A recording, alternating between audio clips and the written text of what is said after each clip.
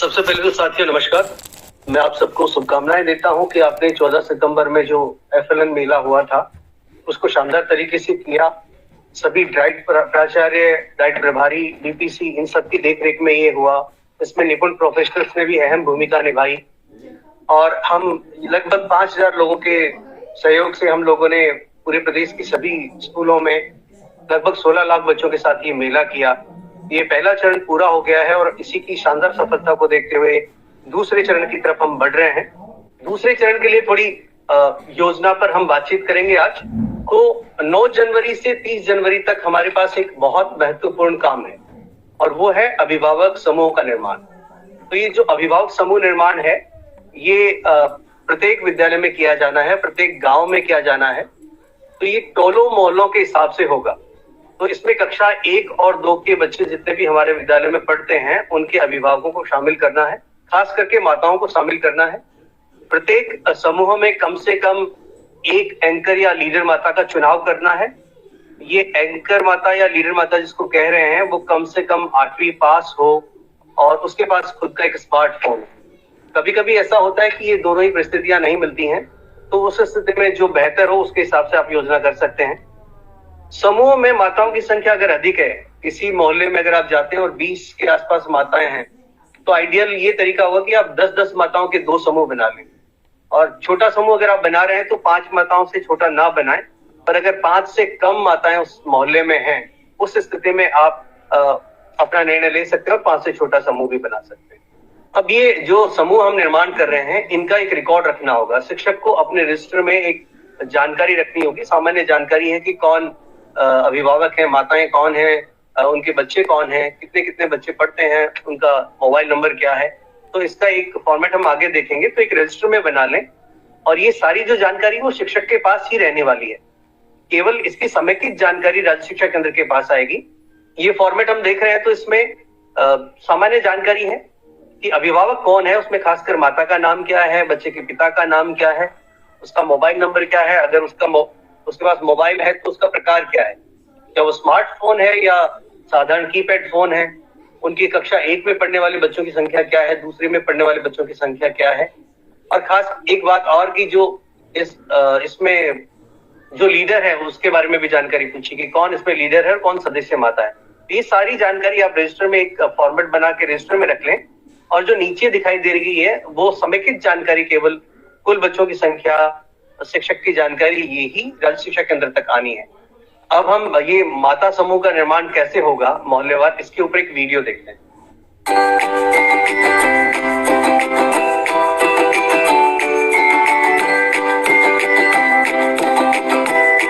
ठीक है मम्मी है जी। तो हमें आपकी खुशी के पढ़ाई के बारे में आपसे कुछ चर्चा करनी है। आपका नाम क्या है? आप कहाँ तक पढ़नी है? आज मोहल्ले में 2 बजे राधिका के घर से मीटिंग रखी है, आपको वहाँ पे आना है।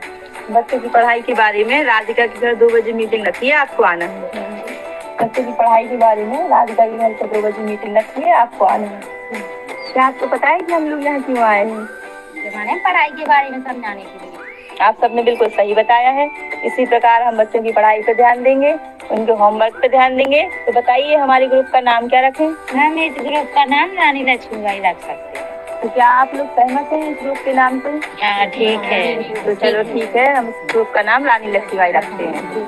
चलिए आप अपनी जानकारी बता दीजिए। आपका नाम? लक्ष्मी धाम।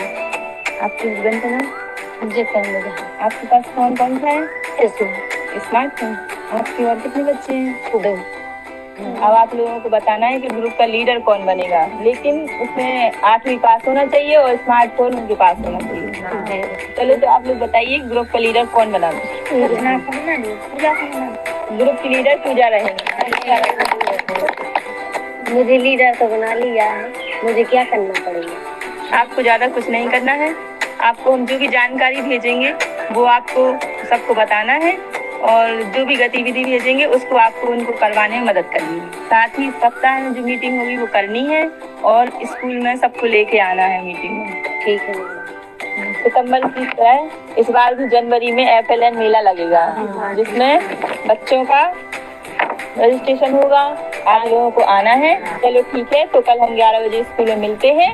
यहाँ पे आप लोगों का आने का बहुत बहुत धन्यवाद।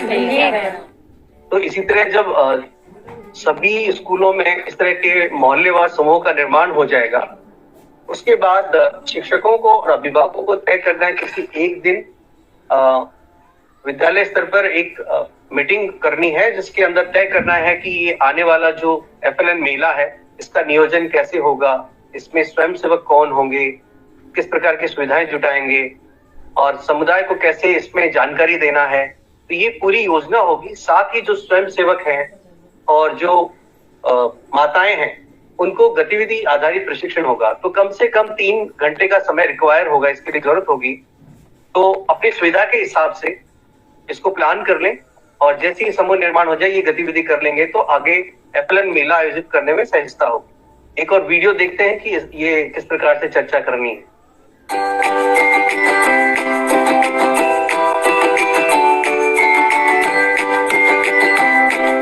पहले जो हम लोगों ने मोहल्ले में मीटिंग रखी थी उसी उद्देश्य से आज हम लोग यहाँ इकट्ठे हुए हैं। FLN मेला जो होने वाला है उसमें हम क्या करेंगे इसके बारे में हम यहाँ चर्चा करेंगे। इस मेले का नाम FLN मेला है, जो सरकार द्वारा कक्षा 1-2 के बच्चों के लिए चलाया जा रहा है और इसमें बच्चों की पढ़ने लिखने की दक्षताओं को बताया जाएगा। यह 2 साल तक आयोजित किया जाएगा। FLN मेला हर 3 महीने के बाद स्कूलों में लगाया जाएगा। तो इसमें आप लोगों को बच्चों के साथ उसमें सहभागिता करनी है और मेले को पूर्ण करवाना है। जो FLN मेला है उसमें 6 स्टॉल लगेंगे, जिसमें 6 स्वयंसेवकों की जरूरत पड़ेगी। तो आप लोगों में से कौन स्वयंसेवक बनना चाहता है, हाथ खड़े करें। तो आप अपना नाम बताइए। अपना नाम? रचना यादव। उम्मीद है 30 जनवरी तक ये सारे मीटिंग्स भी कंप्लीट हो जाएंगे और उसके बाद फरवरी में जो मेला आयोजित होना है उससे पहले जिला स्तर पर 1 दिवसीय CSE उन्मुखीकरण होगा, जिसमें प्रथम के साथी भी आएंगे आपका सहयोग करने के लिए। तो जैसा पूर्व में लोकेश जी ने बताया है, 3 फरवरी को 26 जिलों में ये प्रशिक्षण होगा, जिसकी सूचना आपको पहुंचा दी जाएगी कौन से जिले हैं और उनका पत्र भी गया है मेरी जानकारी में। और इसी तरह शेष 26 जिलों में 5 फरवरी को ये प्रशिक्षण होगा और ये इस प्रशिक्षण में निपुण प्रोफेशनल्स की काफी बड़ी भूमिका होगी। साथ ही ये DPC और डाइट प्राचार्य के निर्देशन में फोन किया जाएगा। यहाँ तय होगा कि कौन कौन इसमें मेले में भाग लेने वाला है और किस प्रकार की योजना करनी है। साथ ही यहाँ ये इस उन्मुखीकरण के बाद जनशिक्षक ये तय कर लें कि वो अपने विद्यालय में अपने जनशिक्षा केंद्र के सभी शिक्षकों को बुलाकर ये सारी जानकारी और चर्चा उनके साथ शेयर कर लें, ताकि मेले के आयोजन में किसी तरह की कोई परेशानी ना हो। 9 फरवरी को जैसा तय है पूरे प्रदेश की सभी स्कूलों में एक साथ ये मेला आयोजित होगा और जैसे कि आपको पता है कि इसमें मैक्सिमम अभिभावकों का आना बहुत जरूरी है। FLN के उद्देश्यों को प्राप्ति के लिए माताओं का, खास करके माताओं का, अभिभावकों का सहयोग बहुत जरूरी है। इसलिए ये पूरी तैयारी हो, हमारी अभिभावकों को पूर्व में सूचना दे दी जाए, समुदाय को पहले से बताया जाए कि क्या हो रहा है। और हमारा ये जो प्रयास है केवल कक्षा 1 और 2 के बच्चों तक सीमित ना रहे, इसमें आंगनवाड़ी के बच्चों को भी शामिल करें।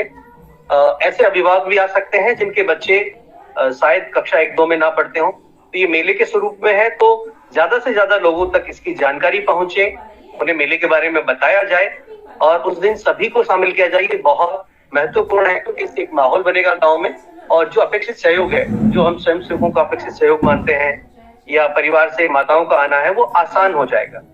ये गतिविधि हो जाने के बाद, क्योंकि मार्च में हमारा एकेडमिक ईयर पूरा हो जाता है, तो मार्च में सभी माताओं को, अभिभावकों को बुलाकर एक फीडबैक मीटिंग जरूर करनी चाहिए कि इस साल हमने 2 मेले किए हैं और अभी तक हमने पूरे वर्ष में किस तरह की पढ़ाई करी है और बच्चों का स्तर क्या है, इस पर चर्चा कर लें।